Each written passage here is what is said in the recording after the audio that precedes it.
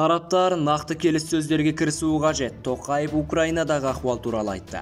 Мемлекет басшысы Қасым-Жомарт Тоқаев Орталық Азия мемлекеттері басшыларының Германия президенті Франк Вальтермен кездесуіне қатысты деп хабарлайды ақорда Телеграмдағы ресми арнасында.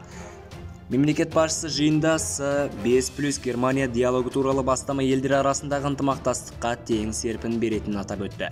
Қасым-Жомарт Тоқаев аймақ мемлекеттері көшбасшыларының бірлескен күш-жігерін жұмылдыруға болатын ықпалдастықтың басым бағыттарын ұсынды. Президент ең алдымен сауда-экономикалық қарым-қатынас, жаңа көлік транзит дәліздерін дамыту, энергетика саласындағы кооперация мәселелеріне назар аударды.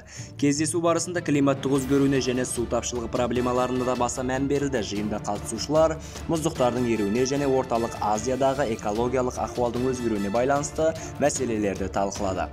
Қазақстан президентінің пікірінше, Германияның аталған проблемаларды шешуге тәжірибесі аймақ үшін аса маңызды. Мемлекеттер басшылары Орталық Азия өңірі мен Европа одағы төңірегіндегі геосаяси жағдайға қатысты мәселелерді де қозғады. Сонымен қатар Ауғанстандағы қазіргі жағдай қарастырылды. Германия президенті Франк Вальтер Штайнмайер Украинадағы дағдарыс Европаның, сондай-ақ Орталық Азия елдерінің қауіпсіздігіне айтарлықтай әсер етеді деген пікір айтты. Қасым-Жомарт Тоқаев бұған жауап ретінде өзара тиімді, бейбіт шешімдерді іздеуге бағытталған салиқалы дипломатия қажет екенін тағы да мәлімдеді. Мемлекет басшысы тараптардың нақты келіссөзге кірісуі қажет екеніне назар аударды. Қазақстан президенті Орталық Азия елдері мен Германия арасында мәдени-гуманитарлық байланыстарды кеңейту қажет екеніне тоқталды.